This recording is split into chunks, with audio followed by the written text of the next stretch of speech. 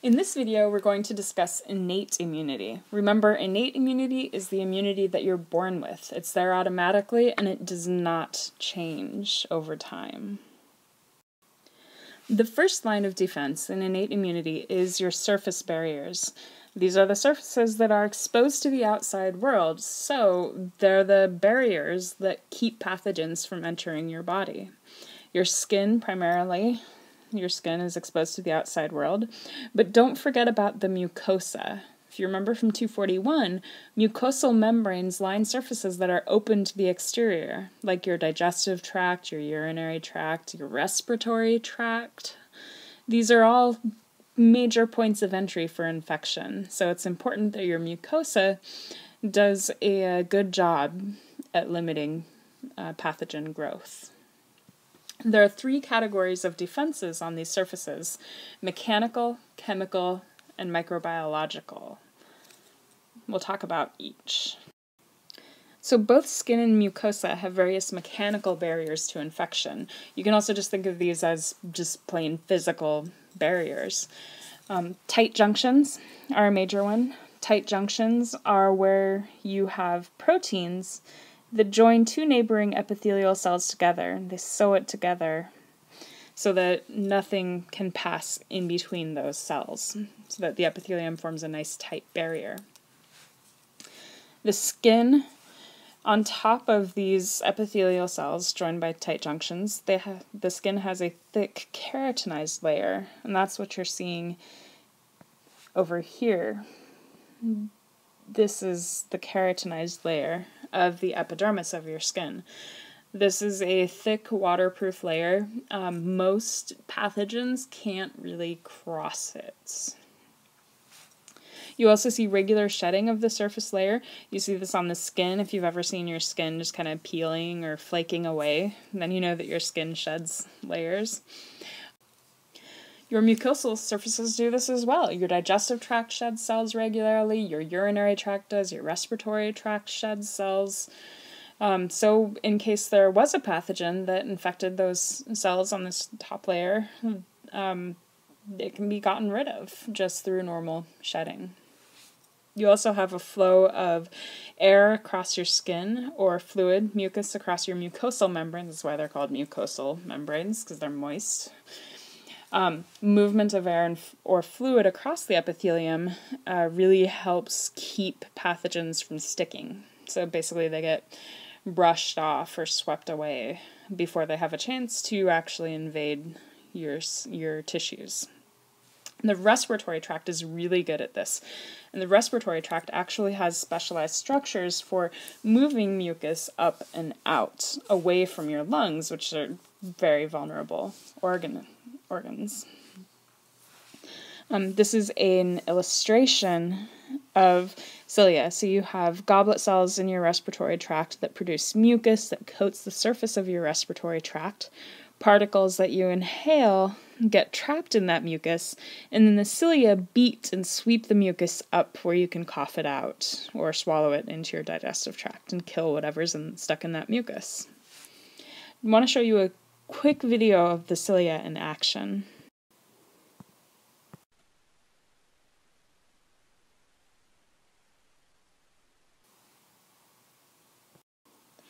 Okay, so you have a bunch of physical barriers to infection at these surfaces, but you also have chemical barriers. One of the most important ones is an acidic pH. Pretty much all the secretions on your skin and on your mucosal surfaces are just slightly acidic. This is sometimes referred to as the acid mantle. Mantle is kind of an old-fashioned kind of cloak or cape. So you have a slightly lowered acidic pH on your skin, in your vagina. Your urine is just slightly acidic. Your stomach is really acidic. Your stomach has a pH of about 2. So your stomach is really comparatively quite acidic. And that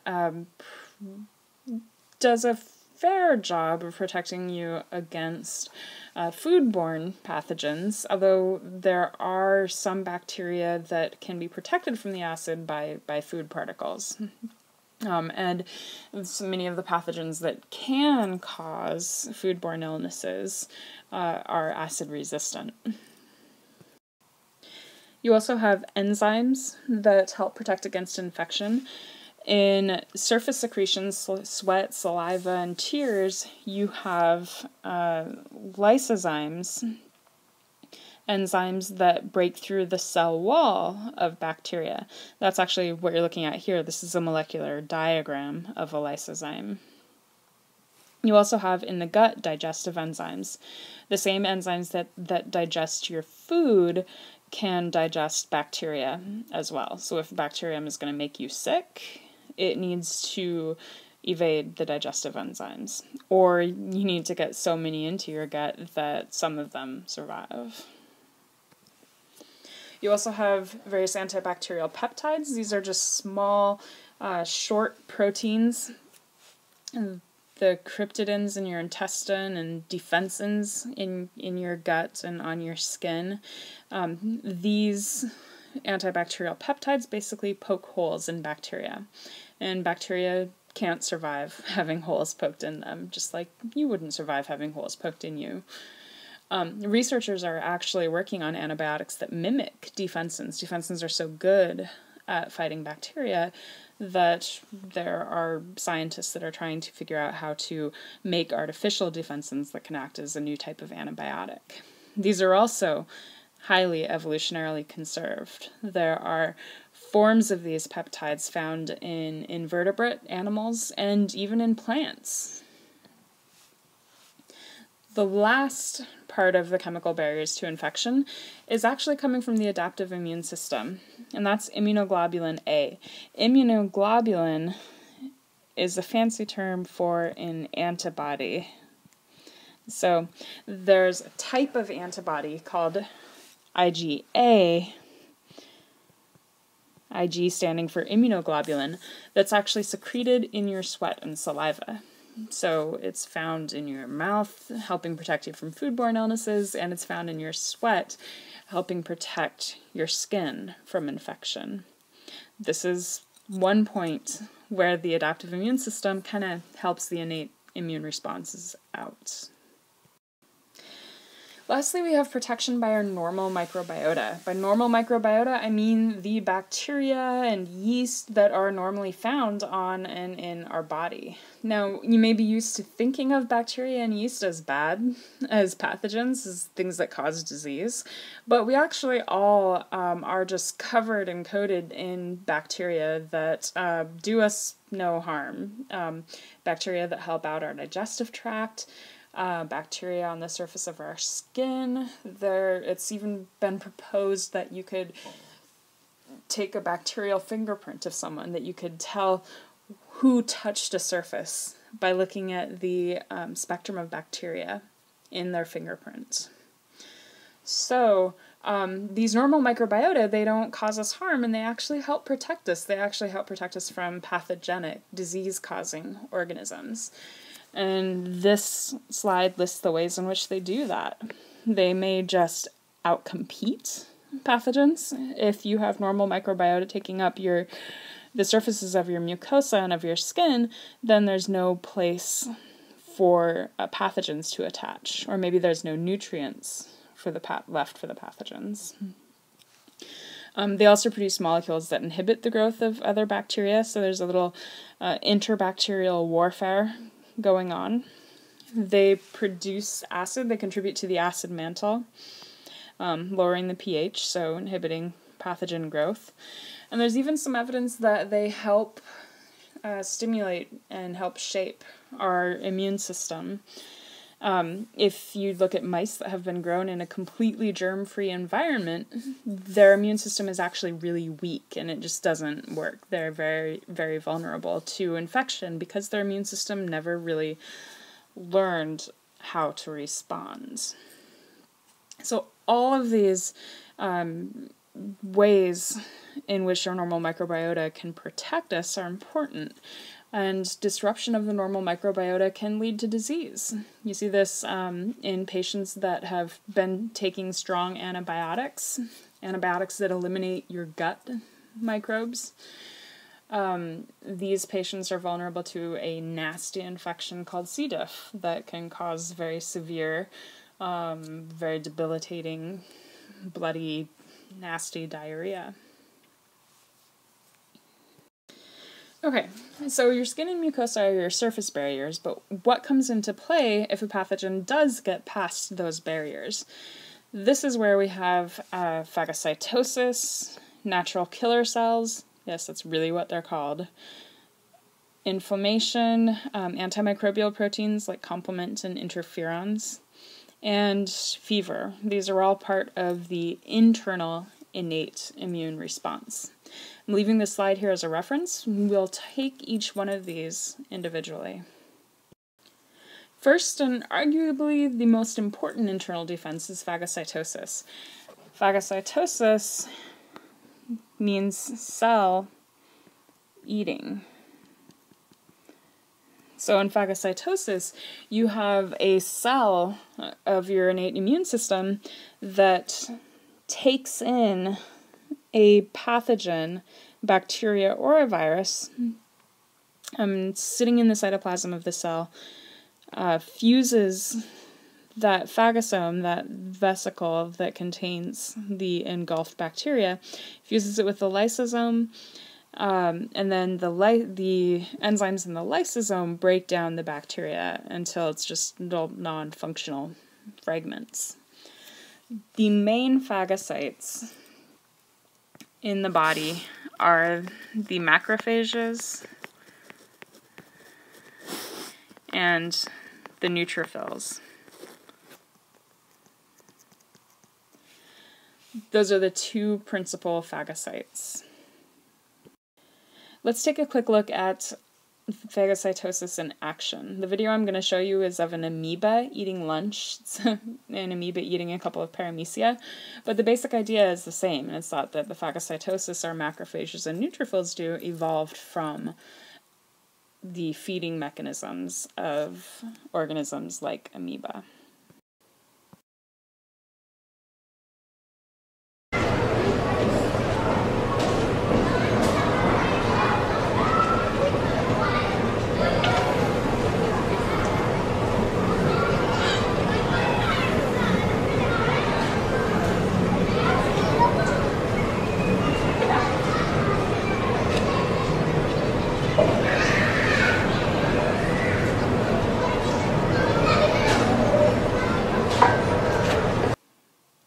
Now, you can see the paramecia are pretty much fully digested. This is a little bit sped up.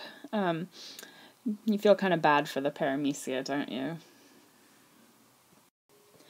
The lysosome is really key in phagocytosis because it's the contents of the lysosome that actually destroy the bacteria or virus that's been taken up. The lysosome is acidic, it's got a pH of about 5, and it contains multiple enzymes that can break down, that can just chop up basically any type of organic molecule that's in the phagosome. Nucleases that can digest DNA and RNA, lipases that digest lipids, proteases that digest proteins. These are called hydrolytic enzymes. Remember, hydrolysis is a chemical reaction where molecules are broken apart through the addition of water. It's the same kind of reactions that happen in your gut when you digest food, only in this case it's happening inside that fused phagosome and lysosome, inside a macrophage or a neutrophil. You also find defensins, and remember, defensins are antibacterial peptides that punch holes in bacterial membranes, so the defensins also help kill any bacteria that have been taken up. Now, phagocytosis is really important, and there are a couple of different ways that your immune system can make phagocytosis more efficient. This is opsonization. Opsonization is basically coating the surface of bacteria or viruses with molecules that make these particles tastier to the phagocytes. And this can be done by either antibodies from the adaptive immune system. So this is another point of interaction. or it can be done by complement. And we'll talk about complement a little bit later. Complement are circulating antimicrobial proteins in the blood. So antibodies and complement that opsonize particles, these are referred to as opsonins. An opsonin is just something that labels the microbes, making them tastier. So you can think of it like ketchup on the bacteria or viruses. And antibodies and complement act as opsonins because macrophages and neutrophils have specific receptors that recognize these. There are so-called FC receptors on macrophages and neutrophils that recognize antibodies and promote phagocytosis. And there are, easy enough to remember, complement receptors that do the same thing, that are located on macrophages and neutrophils and tell these cells to take up whatever that complement is bound to and destroy it. Okay. Switching gears away from phagocytosis now, I want to talk about an important innate immune cell that is not a phagocyte. Not phagocytic. NK cells, or natural killer cells, are cells that attack either virus-infected cells or cancerous cells that don't express a particular molecule called MHC. We'll talk about MHC molecules a lot more when we get into the adaptive immune system, because MHC molecules are essential for activating T lymphocytes. Now, since these MHC molecules activate T cells, some viruses and some tumors actually stop expressing MHC molecules because they want to hide out from the T cells. What they don't realize is that turning off the MHC molecules leaves them vulnerable to these NK cells.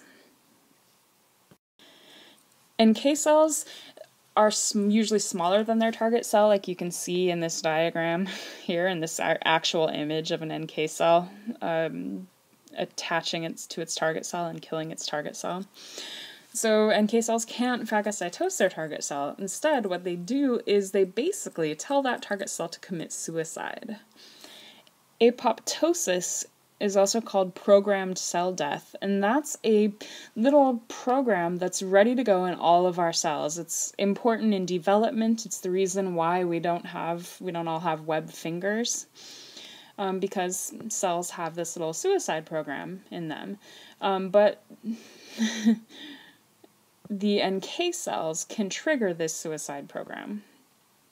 And they trigger it in cells that have become a threat to the body, either because those cells have been taken over by viruses or because those cells have turned cancerous. Now, when an NK cell recognizes a virus-infected or a cancerous cell, they give it what's called the kiss of death. And I'll show you a short video that demonstrates that. The NK cells really need to get up close and stick to the target cell in order to trigger apoptosis.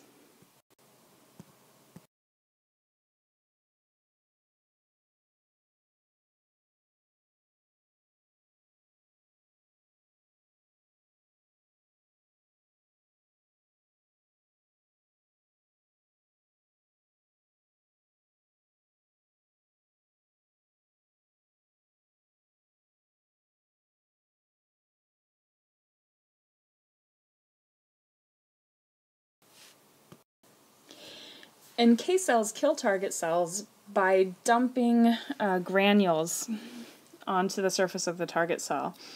These are called lytic granules, lytic because they lyse the target cell, they punch holes in it. There are two types of molecules in these granules, and the first is perforin. Perforin is a molecule that basically forms a little channel in the target cell membrane. So it's a protein channel. So you could say that perforin perforates the target cell membrane.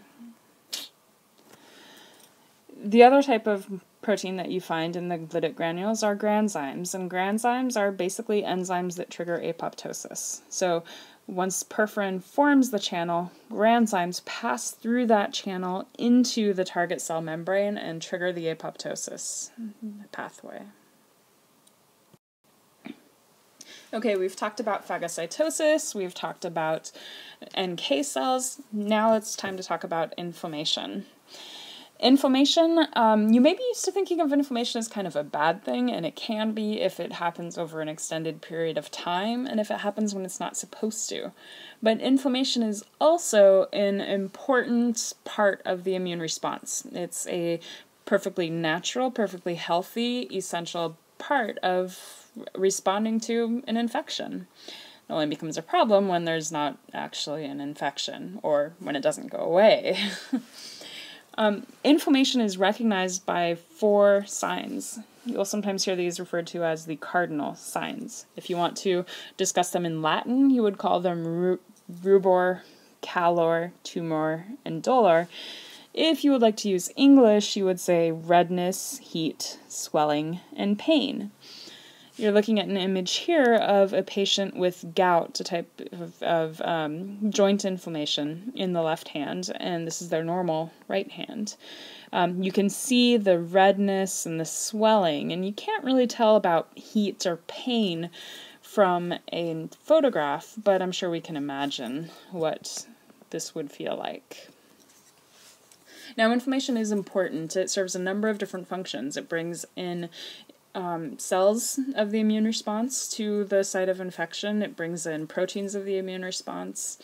It helps get rid of cell debris and pathogens, both by sweeping them into the lymphatics and bringing in phagocytes that can clear up cell debris and pathogens. And inflammation sets the stage for tissue repair. So if you want to repair damaged tissue, you need to have inflammation to trigger that repair. Now, there are 2 main phases to inflammation, and we'll talk about each one. They're not really separate in time. It's not like first one happens, then the other. They kind of all happen simultaneously, but it helps to break them, helps to understand inflammation if we break them apart. So the 2 phases we'll discuss are vascular permeabilization and phagocyte mobilization. Vascular permeabilization contributes to those 4 cardinal signs of inflammation. What happens in vascular permeabilization? You have increased blood flow to the capillary bed at the site of inflammation, and you have increased permeability of those capillaries. So you have more blood flowing through the capillaries, like you're seeing here, and more fluid and other substances leaking out of those capillaries. That increased blood flow is referred to as hyperemia, and that's responsible for the heat and redness because blood is warm and blood is red, of course. You also see edema, which, remember, is the accumulation of fluid in the tissues. So the edema gives you that swelling that's characteristic of inflammation. It also contributes to the pain, although it's not completely responsible for the pain. You also have specific small molecules that are released during inflammation that trigger pain. Both this increased blood flow and this increased permeability, it brings complement, remember a immune antimicrobial protein, and it brings clotting factors to the site of infection. So complement to fight any pathogens that might be there, and clotting factors to stop any blood loss. Also, with increased fluid in the tissues around that capillary bed, you get increased fluids being swept into the lymphatics, which means that that fluid can go straight to the lymph node, right where the adaptive immune response can be triggered. So this is an example of inflammation helping out the adaptive immune response. With phagocyte mobilization, it's all about the white blood cells. So phagocyte mobilization is about getting the white blood cells to the site of infection. Neutrophils are the first responders. So neutrophils are the first phagocyte that shows up. As the inflammation continues, monocytes start coming in and converting to macrophages. So if you're an experienced pathologist, you can actually tell the difference between a acute, more short-term inflammation and a more extended chronic inflamed tissue. Because the more acute, shorter-term inflammation will show lots of neutrophils, and the longer-term, more chronic inflammation will show mostly macrophages. Now, there are 4 steps in phagocyte mobilization, 4 steps that are involved in getting white blood cells to the site of infection. The first is leukocytosis. Leukocytosis is where you get more neutrophils released from the bone marrow, and this is in response to leukocytosis-inducing factors that are released by injured cells. And the number of neutrophils in the blood can increase 4 to 5 times. Once those neutrophils are circulating, they cling to the capillary wall at the site of infection. So when you have infection, endothelial cells express cell adhesion molecules in response to inflammatory mediators. So basically, when you have an infection going on, you get little proteins stuck in the wall of the capillary that act like little flags to the neutrophils. The neutrophils have receptors that can grab onto these cell adhesion molecules. So they tell the neutrophils where to stop and leave the blood. Actually, leaving the capillary is the process of diapedesis. So diapedesis is where the neutrophils kind of flatten and squeeze out between the endothelial cells of the capillary. And then once the neutrophils are in the tissue, they can basically follow a chemical trail up to the site of inflammation. So there are inflammatory chemicals being released. There's a concentration gradient where there's more inflammatory chemicals at this particular site where the bacteria are, and then it gets kind of more and more dilute. The neutrophils can actually detect the concentration of inflammatory chemicals and follow it to where it's most highly concentrated, the source of infection. This flowchart just summarizes all of the events in inflammation. You're looking at phagocyte mobilization here on the right side of this little red line, and you're looking at vascular permeabilization here on the left.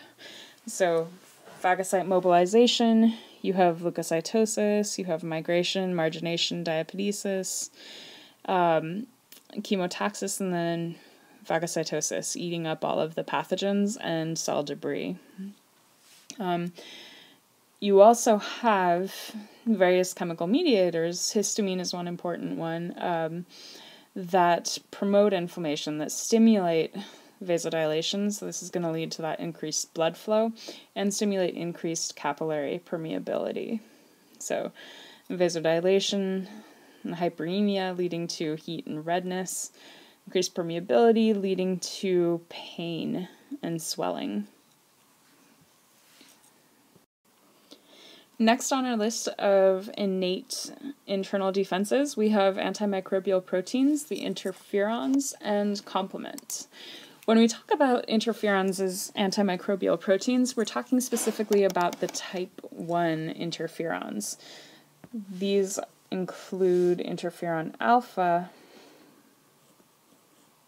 that should be an N, and interferon beta. So interferon alpha and interferon beta are secreted by cells that have already been infected by a virus.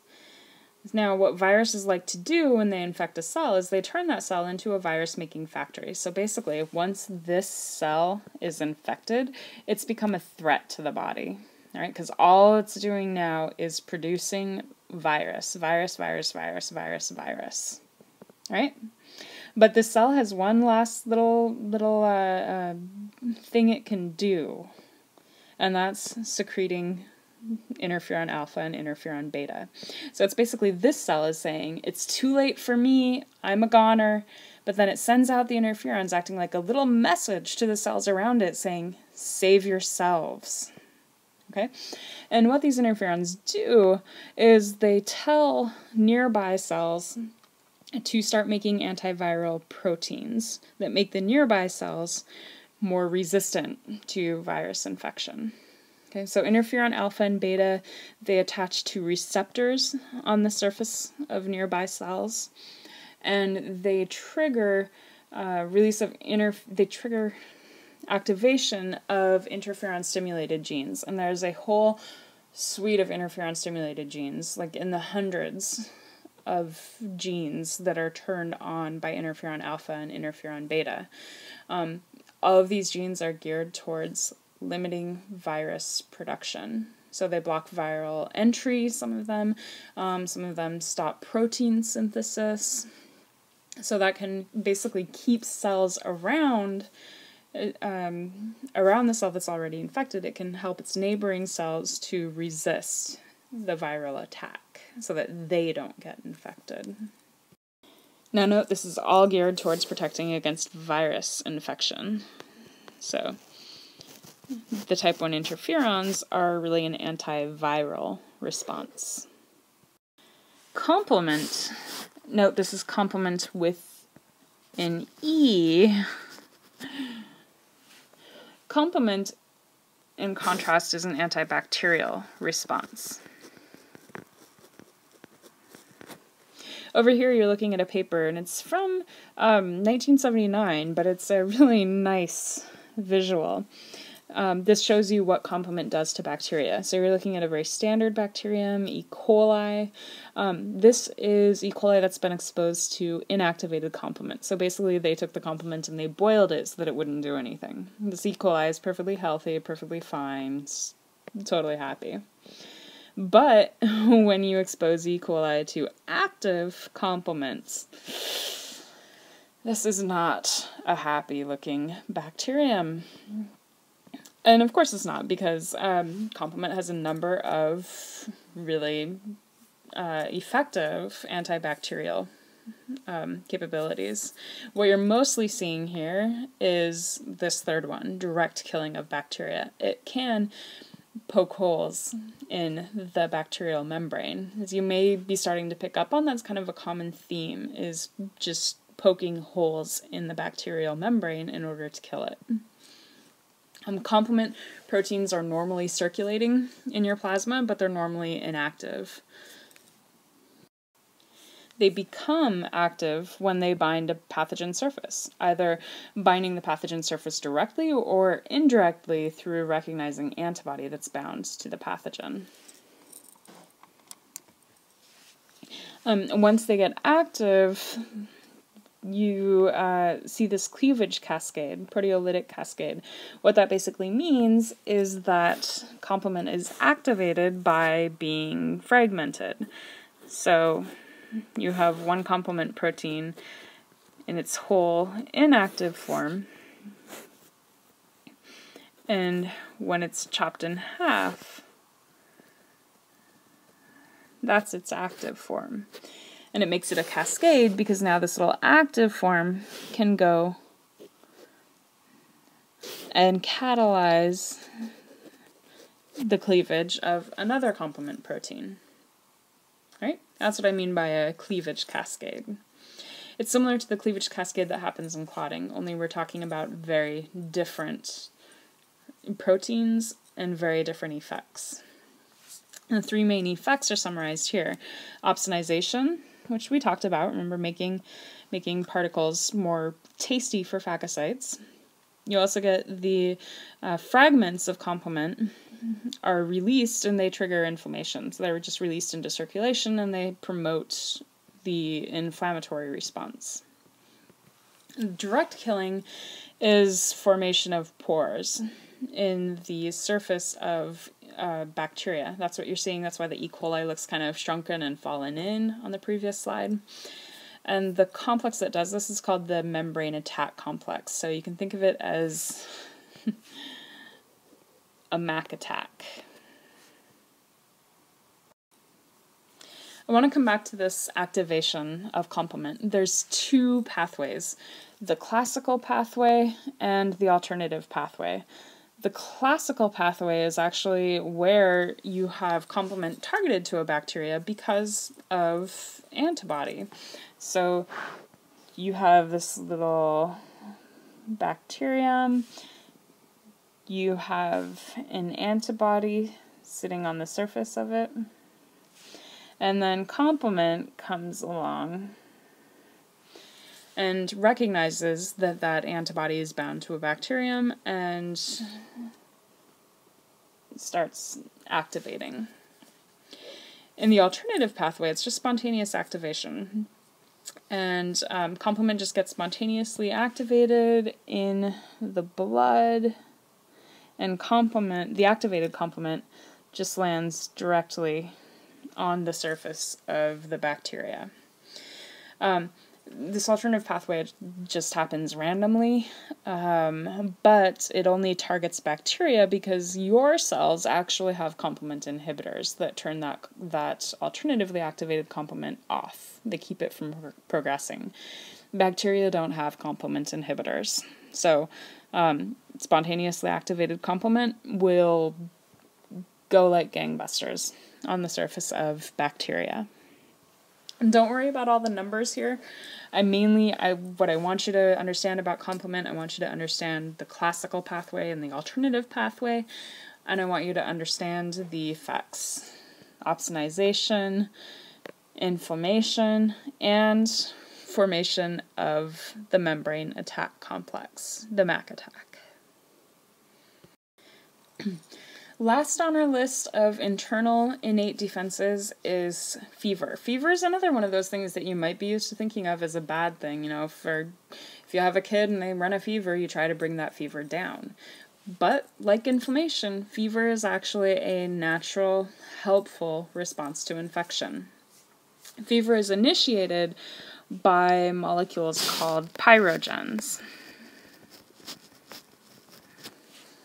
If you've ever heard of a pyromaniac as someone who just really loves going around and setting fires, well, it's the same root word. Pyro means fire. So a pyrogen is a substance that generates fever, heat, fire. You see the connection, I hope. Pyrogens can either be internal. IL-1 is a cytokine, which is it's kind of like almost a hormone of the immune system. So interleukin-1 is a pyrogen that's released by your own immune cells as part of the inflammatory response. But pyrogens can also be external. Some bacteria have molecules in their cell wall that stimulate fever. Now, although fever is normal and helpful, excessive high temperature can cause nerve damage or convulsion. It's not really dangerous until you get to about 103 degrees Fahrenheit. Although some people do tend to run slightly higher fevers when they get sick, especially kids. Kids tend to run higher fevers than adults do. But really, you're not at the point where you're risking brain damage until you get to 103. Fever, up to that point, fever does do a number of different things. There's a number of different ways in which it's thought to contribute to the response to infection. It's thought that it helps hide essential minerals, iron and zinc, away from bacteria. It's thought that, chemical reactions speed up when temperature rises. So it's thought that it helps speed up tissue repair and neutrophil mobility and speed up phagocytosis. And since most bacteria and viruses are optimized to operate under our normal body's conditions, it's thought that fever may help slow replication of bacteria and viruses. So it might help kind of speed up your immune cells and slow down bacteria and viruses. Okay, we've covered a lot of territory here, but you should be able to do a pretty good job of answering these questions after studying this video. You should be able to talk about the surface barriers, distinguish between the surface barriers and the internal defenses, talk about how the surface barriers protect us, talk about phagocytosis and opsonization, talk about how NK cells do their job, inflammation, interferon and complement, and talk a little bit about fever as well.